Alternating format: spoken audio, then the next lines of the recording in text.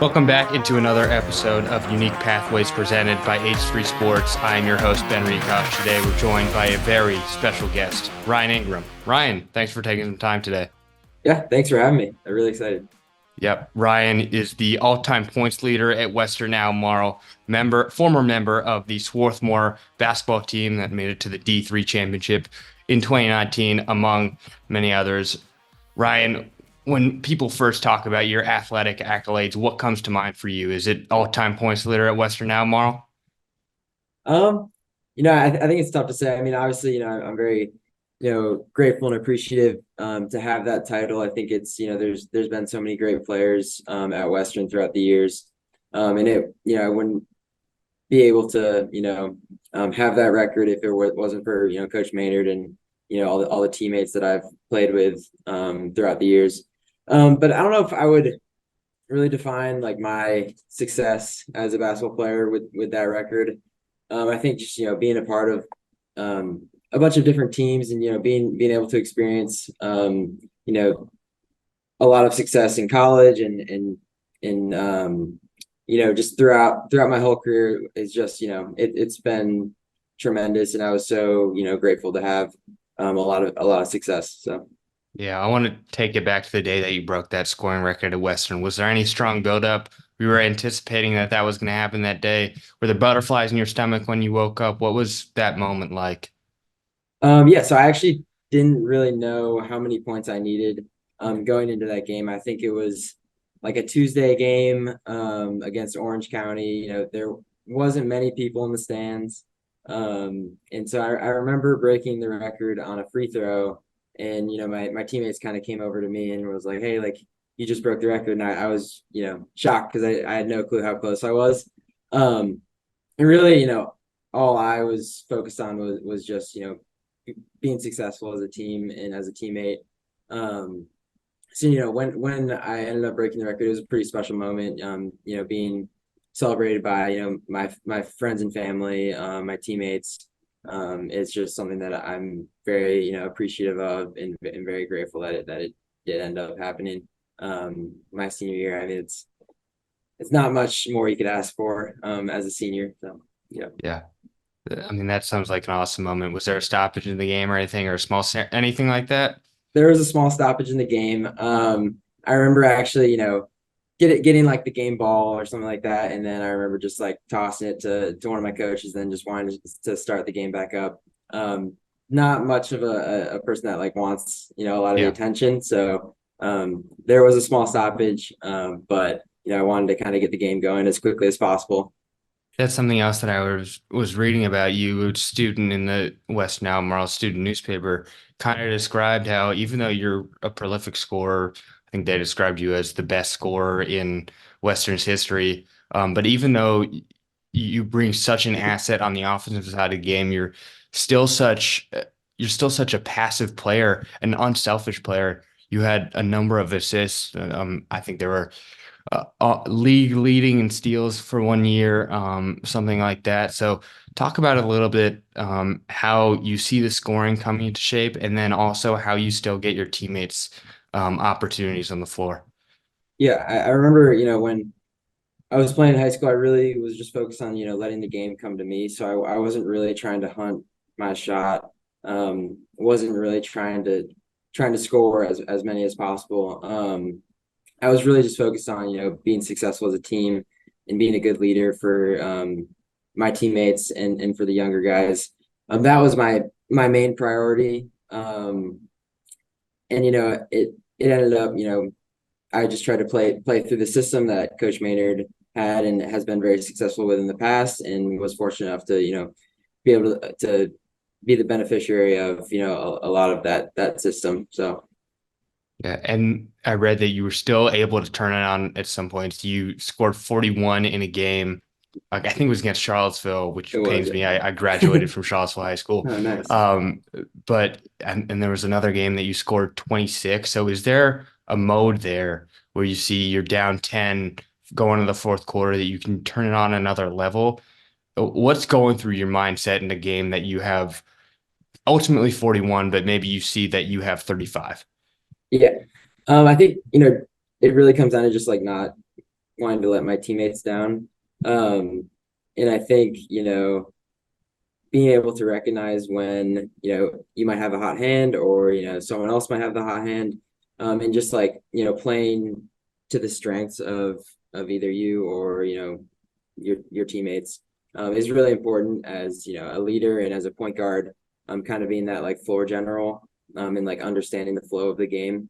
So I think there was sort of a mode that you could kind of flip a switch and, maybe be a little bit more aggressive. But I think it, kind of depended on how the game was going and how, we were playing as a team. And to those who may not have been fortunate to watch you play basketball, like myself, do you have a comp for yourself who in the NBA or in college or all time is your game most like? Yeah. It's hard to say. I think when I was in high school, I got asked this question, and I think I compared myself to like a Malcolm Brogdon type player, Okay. UVA legend. He's really just like I obviously didn't have the physicality and the height and stuff like that. Um, but I think he was very just like stoic and just like a very um, good ball handler and game manager. Um, and so, obviously sometimes, he could he'd go score 30 points. He's done it in the NBA, he's done it in college. But then also, being that like leader by example, um, I think that's something that I really try to do in my basketball career. Are you a big NBA college basketball fan? Are there sort of styles that you like to watch, players besides Brogdon?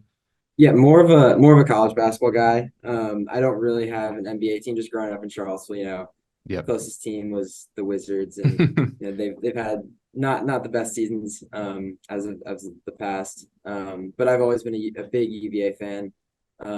Both my parents went to UVA, so I kind of grew up going to all the games, and really, just watching Tony Bennett transform that program was so special growing up. And I really appreciate, Malcolm Brogdon, London Prentes, Kyle Guy, Ty Jerome, all those UVA greats. Um, and I just, love watching their games. I think that if I'm not wrong, I think Coach Maynard at Western does sort of a similar thing that Tony Bennett does, playing a two guard lineup a lot of times. Is that something that you've seen also, and how did that impact you?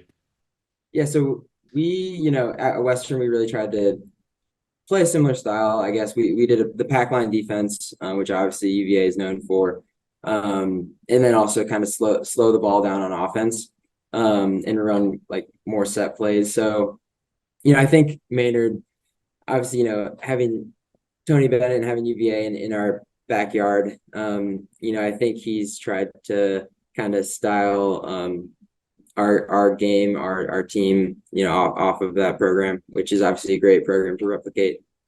That's awesome. Yeah. Did you ever get to talk to Tony Bennett or anything? Have him shadow practice, Malcolm Brogdon come to a Western game, things like that? No, I wish. I went to all the UVA basketball camps growing up, so I've met a couple of the guys, got to meet some of the players, but that was just when I was a kid. So Nice.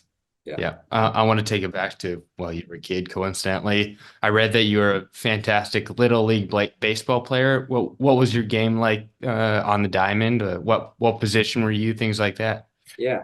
So I played for, I know Coach Burton pretty Right. well. At h 3. So I played for Coach Burton at McIntyre, um, all throughout Little League. Played with his son Luke as well. We were great friends growing up.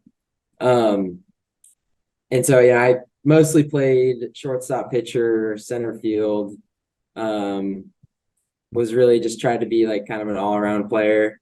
And those were some great memories. We were terrible for a couple of years, and then my 12-year-old year, I think, we had a fantastic season. Ended up winning the McIntyre Championship, which will Okay. always be a memory of mine. So yeah, that those little league years, are pretty special to me. That they hold a place in my heart for sure.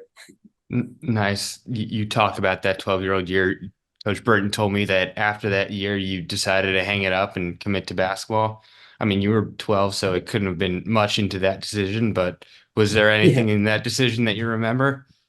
I think, just kind of the gap between little league and then like high school ball, there's like a couple of Hmm. years where like you can't really, there are leagues, but there weren't, great leagues that I was really interested in. I wasn't really interested in playing travel baseball.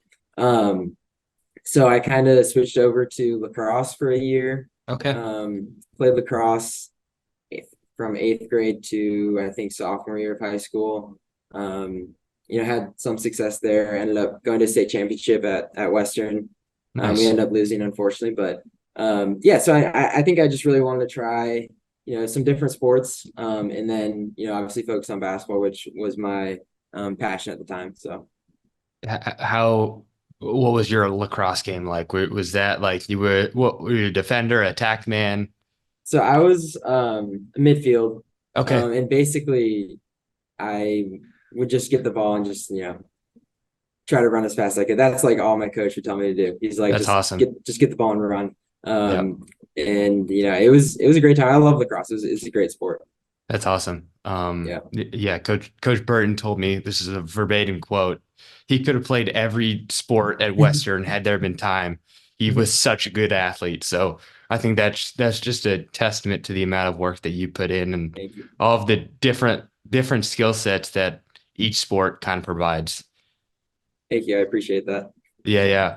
I want to look at, I mean, this is an H3 podcast. I want to look at how pivotal H3 baseball, H3 sports, and everything like that was surrounding your development, and how much those experiences with those people kind of lifted you up, not just on the baseball field, but off of it also. Yeah, definitely. So H3, obviously it's head, heart, hustle. And those, are kind of words that I tried to live by growing up as a young athlete, Mhm.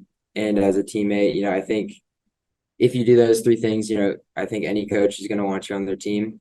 So obviously that's very crucial. And funny story. I think my dad was actually the one that came up with the phrase, the head heart hustle. Really? That was in football. I think it was football season, maybe. Um, Coach Burton, I think, was an assistant coach, helped us out, and that was kind of our like team chant whenever we got into a huddle. So we would say head heart hustle. So yeah, so it's always been a part of my childhood and growing up, and obviously the baseball bunch was the first time that Hmm. I um kind of was a part of that like organization. I don't know if that's the right like Yeah, yeah, like yeah. That makes um sense. part of that organization. Um, that was a pretty special group. I got to mentor some young kids. Case and Kuhn was Hmm. my mentee. And that was, it was just a really special group. And it was great to, be able to mentor someone at such a young age. I think it's really, really important. Yeah, yeah. You mentioned that mentoring thing is kind of something I was going to go off in a little bit for, but what does being a coach and taking a mentoring role kind of teach you about yourself and your own play style and learn throughout your own development as well as the mentees? Yeah, I think, you know, being a coach, you have to be sort of introspective, and like look into yourself and like kind of see what things would work for you, and then also understand that each kid is different. So it's like each kid might have a different learning style. So also, learning how to coach and how to teach these young kids um, in the best way possible for them Hmm. is so crucial. Um, and yeah, like I think just getting that exposure at such a young age and helping kids learn and grow was so important for my development as a young athlete and as just like a person in general. Just being there, having someone that looks up to you and just being there for someone is huge. Do you remember a point, maybe you might not because you were young, but do you remember a point, maybe it was a roadblock and you had a problem solve and it was kind of teamwork, both yourself and your mentee about how to get through this problem and then that being expressed in a way that kind of translate to baseball? um I can't really remember a specific moment like that, but Yeah. I'd say I remember my mentee was particularly quiet, and also I'm fairly introverted as well. So I think, we connected on that sort of level. And I just felt like I was very similar to him growing up, so we were able to really bond and have that kind of special connection, and it ultimately carried on throughout high school. I went frequently went to a bunch of his sporting events, and he went to a bunch of my sporting events, and sort of so we sort of carried that relationship on even further and built a deeper connection. So I can't say enough good things about that program. It was really, really special. That's awesome. That's what we talk about all the time here at H3, how these relationships last a lifetime and it's meaningful in the moment. It's also meaningful 5, 10, 20, 25 years down the line Definitely. for all parties involved. So I think that's really cool that you mentioned that. You spoke about the baseball bunch, the original group there. I know you said you were friends with Luke Burton. Are you still in contact with that group of guys? How has that relationship been? Yeah, I mean, I talk to Luke every day. We're still great friends. And Coach Burton as well. I mean, he's coached me my whole life, basically my whole life up to college. And he's always been there for me and my family as well. And we just built a very strong bond over sports, and Mhm. that's I think something that is huge growing up. It's really important, in my opinion, to be on teams and being able to learn how to play with a team and learn all those sort of soft skills that you get from sports, as well as just like being able to compete is really fun. So there's Yeah. a lot of positives from that aspect as well. That's awesome. I want to move on to Western again now. We talked about basketball. You mentioned lacrosse, which I didn't know about. Were there any other sports that you were into back then? So freshman year, I played just basketball and lacrosse. Freshman and sophomore year, just basketball and lacrosse. Junior year, I ended up focusing on only on basketball, and then my senior spring, I played soccer as well. Oh, that's So awesome. a bunch of different sports. At that point, my senior spring, I was already committed to play basketball in college, so it's kind of something that I wanted to do just for fun and to be able to spend time with my friends. So a lot of different sports, and I had a great time doing all of them. So. That's great. I want to talk about how you committed to college there now. What's the recruiting process like? Because people know, say for D1 or any high level school, you go to an AAU tournament, you get an offer, you go for an official visit, you post a commitment video online, and then you sign the deal. How Yeah. different is the D3 process from the D1 process? I mean, it can be pretty similar. So for me personally, I played AAU throughout the spring and summer of my freshman and sophomore year, and then I took a break junior year. Went to a bunch of like high academic camps. Okay. So went to a camp at Penn, went to a camp at Bucknell, went to a couple other Ivy League camps. And in those camps, there are a bunch of D3 schools that also go and kind of are able to view and look for some of the guys that they've been talking to. So at for my process at Penn, the Swarthmore coach Landry Kosmolsky reached out to me after that camp. My That was after my sophomore year, I think, of high school, so going into my junior year. Hmm. Um, and we kind of kept in touch. And again, it's a similar process. So we you keep in touch, you go on a visit, maybe senior year, and then end up committing. You can choose whether or not to do a commitment video if you want. Personally, I didn't. Um, but it's a similar process, and I'm grateful that Landry saw me at Penn, and I ultimately ended up committing to Swarthmore, and it was a tremendous experience. So. Was there any part of you that was, I don't know how to phrase this, quote unquote, looking for a bigger name? Because you'd imagine that a player with the type of accolades that we're talking about at Western, most points, I think all-time assists, all-time steals, things like that, you'd expect that a player like that with great academic standards that you have, obviously, would get some looks from some bigger name schools and coaches around the country. So was that ever going through your mind during this process? Yeah, I think in ninth and 10th grade, I really, wanted to pursue, maybe going to a D1 school. Didn't end up really getting any looks. I could have walked on maybe Hmm. at a couple places. But I really was just focused on wanting to, play and really contribute like meaningful minutes to a team. And really one thing that I was focused on was um kind of using basketball as a way to get into a school that maybe otherwise I couldn't have gotten into. So those high academic D3 schools were really of interest to me later on in my high school career. So yeah, I would say I tested out the waters a little bit to see if I could get, maybe any D1 looks, but ultimately, there wasn't really anything there. So I decided to pursue those high academic D3 schools. So If Tony Bennett, if you saw your phone, it was a 434 number. It said maybe Tony Bennett, as it does yeah. on the iPhone.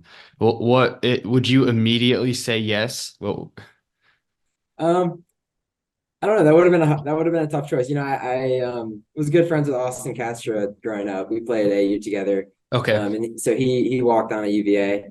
And I think it was a great choice for him. And so I can't say whether I would have made that decision. It would have been tough though, for sure. And remind me again what AU program you played for and how important that was in your journey.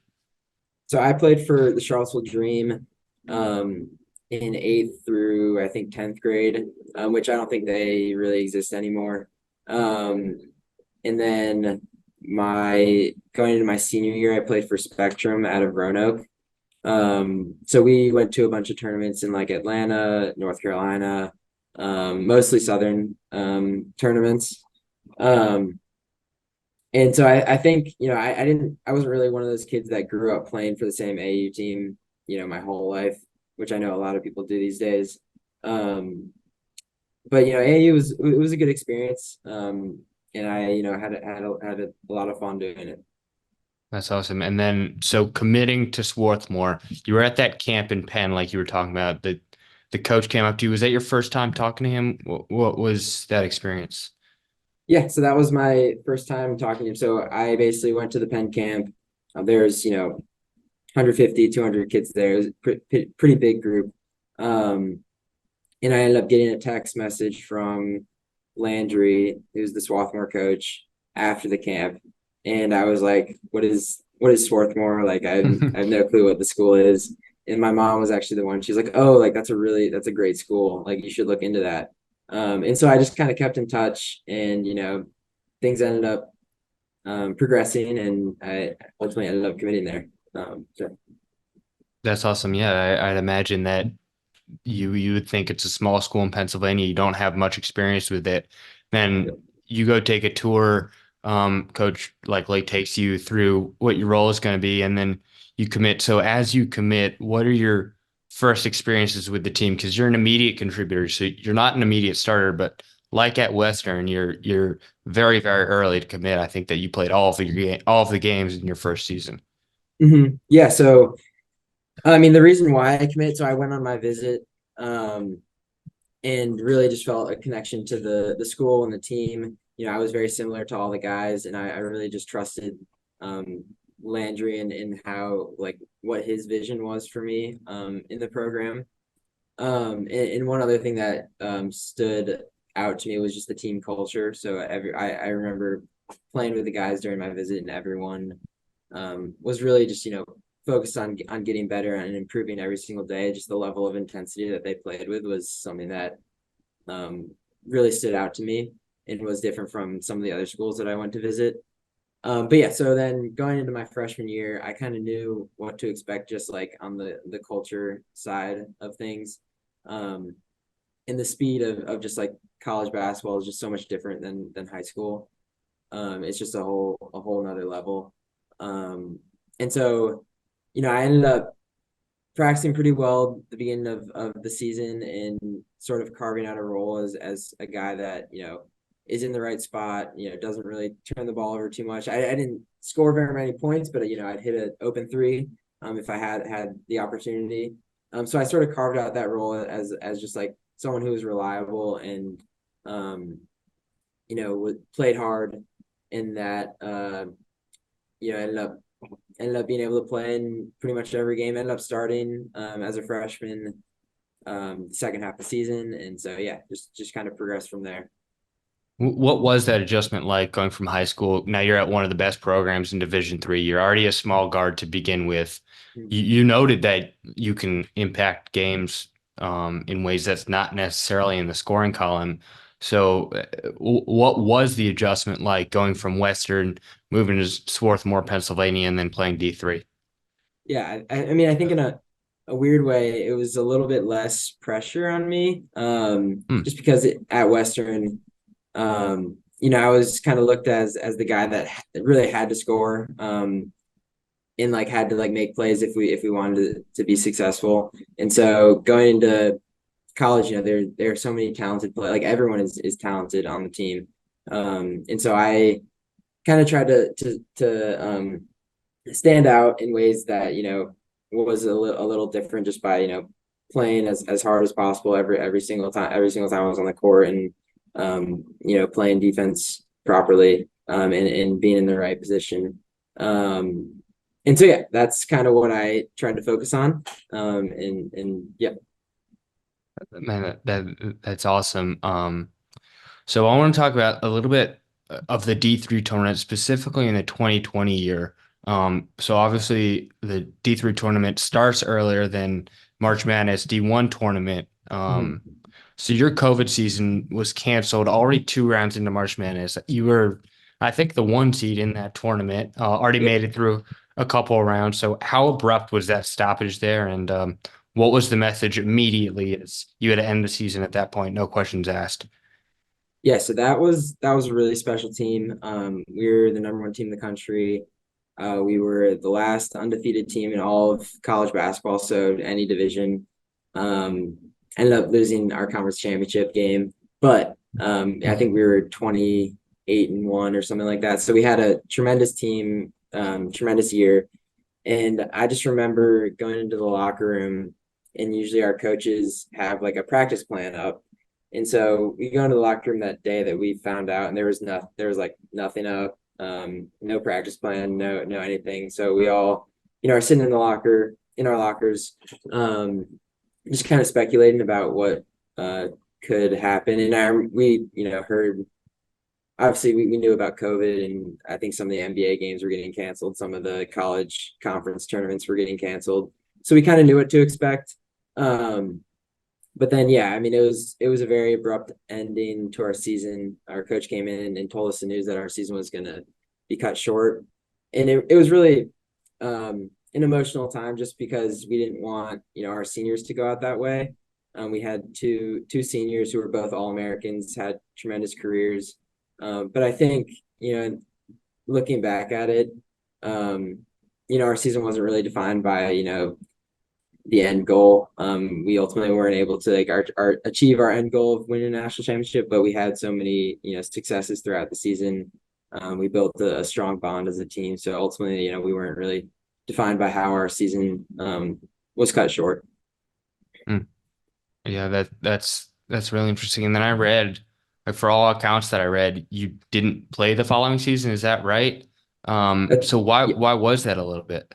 Yeah, so our season, the next season actually was canceled as well. So Swarthmore decided to not have everyone on campus for the following year.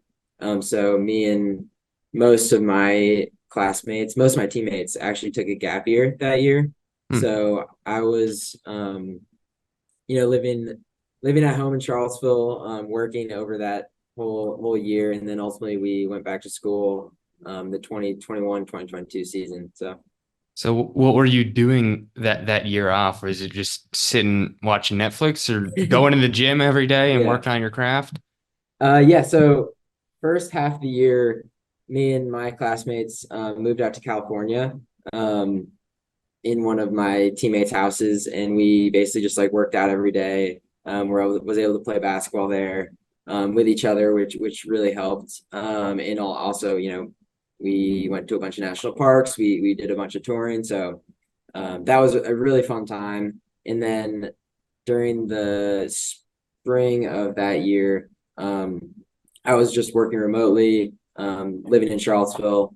And also, I actually helped coach at Western while they had Mm. their basketball season going on. So I was able to do a bunch of things that, I was really interested in trying. And so it was a great time over my gap year. Take me through that experience coaching at Western there. What was Yeah. that like? Did Coach Maynard call you? Did you call Coach Maynard and said, I have nothing to do this winter? How was it Yeah. being back at your alma mater? Yeah, that's basically how it went. I was like, hey coach, like I'm gonna be around for this winter/spring. If you guys need any help, just let me know. And so I ended up going to being an assistant coach there.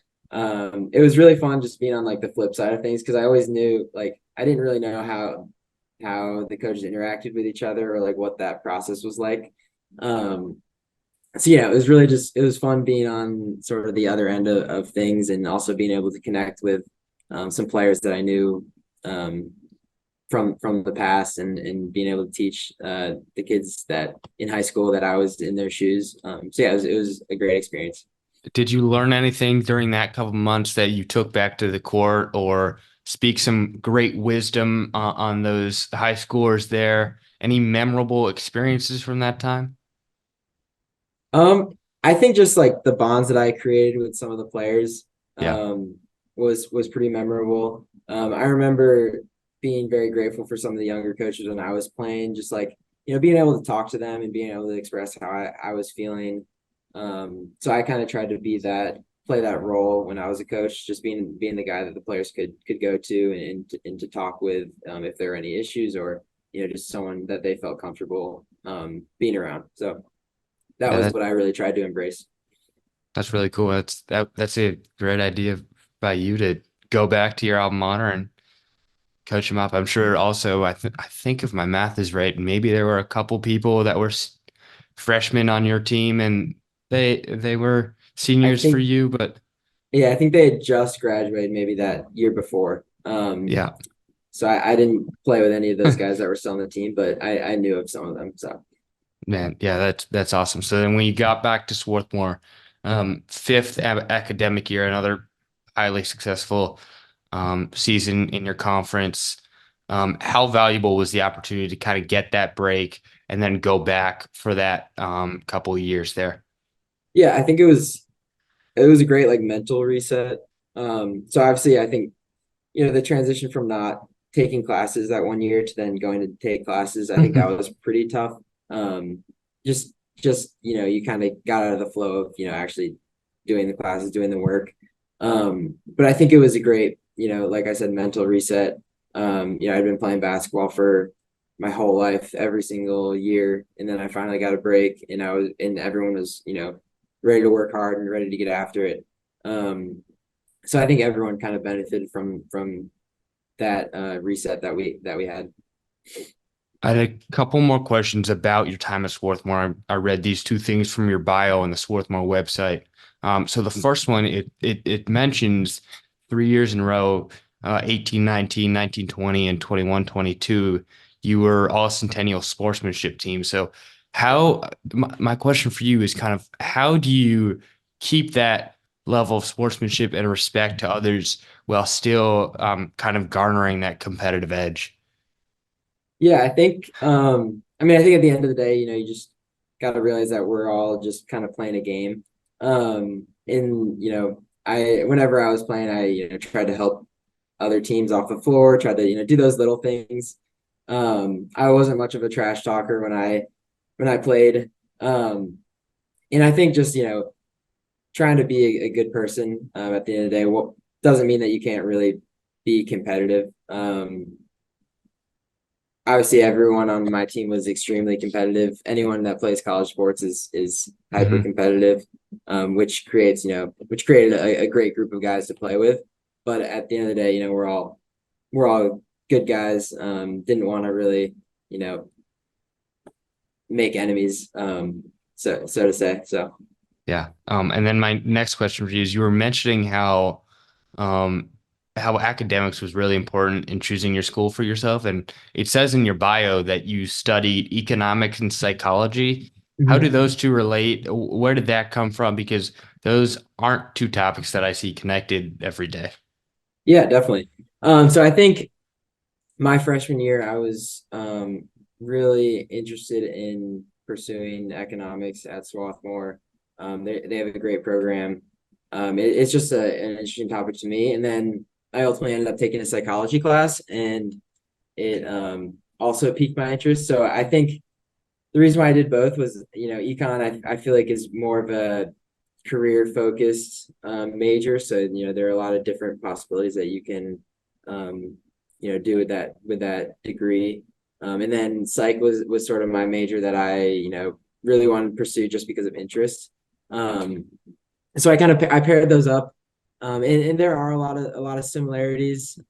Just, being able to understand how people think and how people, you know, are communicating with you. It Mhm. really, helps in the business world and in other aspects of life. So So after Swarthmore, you graduated, I think it's 2 summers now, right? 2 summers ago, in the summer of 22, if I'm not mistaken. So then after Swarthmore, what's next for you? What happened directly after? What's that process? yeah, so I ended up taking a job in DC. So I'm working for an ed tech company in DC. Right now, I actually just got a new job, so I'm working as an incentives analyst at a company called EAB. So I've been at EAB since I graduated, so since that summer. So really just getting used to working a full-time job and living in Northern Virginia. Yeah, it's been great. That's awesome. Congratulations on the new job, by the way. Is there Thank you. any part of you that's itching to get back on the basketball court, whether it's through coaching, through I don't know, playing overseas if there's an opportunity for that? How much do you miss the game? I miss it a lot. I try to play pickup as much as I can, although I haven't found a great group to play with. Just been busy, obviously. But I miss it. I think eventually I'll want to get into coaching. Um, just growing up, obviously being in the baseball bunch, being a mentor kind of my whole life. Um, I think that's something that's really important to me is being a mentor and helping young kids grow. And I don't think there's a better way to do that than to be a coach of, a sport. So I know a lot of the coaches growing up, kind of shaped who I was as a person. So I think just being that person for other people would be really important to me. So I think eventually I'll want to get into coaching. Um, as opposed to for playing overseas, I thought about trying to when I was in college. A couple of my teammates went to play over in Ireland and other places. Um, so, there's opportunity there for D3 athletes to play overseas, but it wasn't really something that I was interested in pursuing. I think I'd had enough of competitive basketball by the time I graduated. So Yeah. Man, that's awesome. Before we wrap it up here, I want to get a couple of rapid fire questions, get to know a little bit yeah, more about who you are off the court. for Really sure. appreciate your time again. First one up. So you wore number 4 at Western, 14 at Swarthmore. Any info behind those? Any reason behind 4 and 14? Honestly, not really. So I was my freshman year. I was number 14 at Western. It was just I was playing JV and varsity, and so they just gave me number 14, just as like their extra jersey. So I took number 14. Ultimately, ended up taking 4 because it had like just the 4 in it. And then in college, went back to 14 just because that was the only number that they had left. I think it was their jersey they had was like 14, 34, or like 54. And so I was like, okay, I'm just gonna take the lowest number. But yeah, so no real reason behind it. You're going to Bodo's. Say it's a Saturday morning. What do you get? Yes. Uh, Go-to orders one plain bagel with cream cheese and then one everything bagel with cream cheese and then a medium lemonade. Okay, that's awesome. Yep. Mount Rushmore of UVA athletes. Oh Big man. UVA fan. Yeah. Malcolm Brogdon, one. Um, Rondé Barber, I think he's got to be up there. Mhm. Um, Kyle Guy, I think he's also up there. I might just go all basketball other than Rondé. I'll go Ryan Zimmerman. I'll throw in a baseball guy there. Love it. Mr. National himself. That's right. Yeah, none greater than Ryan Zimmerman. Who's an Yep. actor that you'd want to play you if they made a movie about yourself?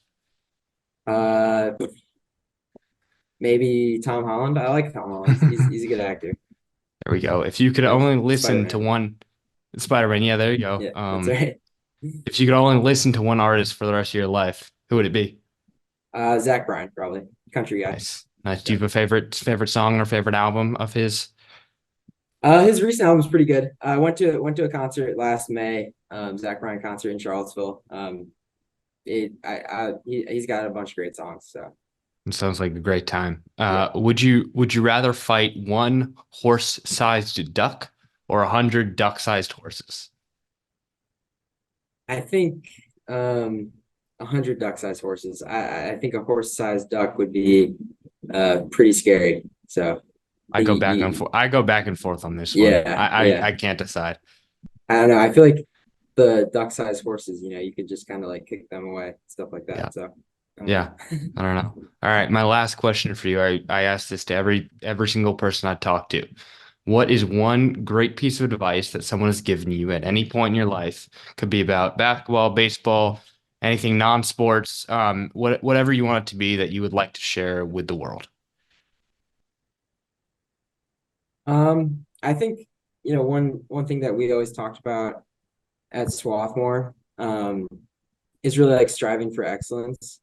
So I think it you can obviously most people say like strive for perfection, but I think that last little piece is almost impossible. Like nobody's perfect. You can't really be perfect. So if you strive for excellence in everything that you do, you're gonna ultimately be successful. So that's one thing that has really stuck out to me. I guess one other thing is just embracing adversity as well. And trying to learn from the challenges that you go through in life. Because ultimately you will, and just kind of trying to embrace it and learn and grow from that. You're a Tony Bennett guy. I'm a Tony Bennett guy. Yep. If you learn to use the adversity right, it can buy you a ticket to a place you couldn't have gone any other Yep. way. That's Yep. how we'll end it here. Very, Love very well love said. that. Love Yeah. that. Really, really appreciate you taking some time with me today. It was a great conversation. Great getting to know you here. Um, Real H3 lifer, H3 legacy man, as we've been talking about, those lifelong friendships and relationships and coaching that really just makes an impact for all of eternity is what makes this program special. So really appreciate your dedication and congratulations on all your success. Yeah. Thanks so much, Ben. Thanks for having me. Yeah, I really appreciate it.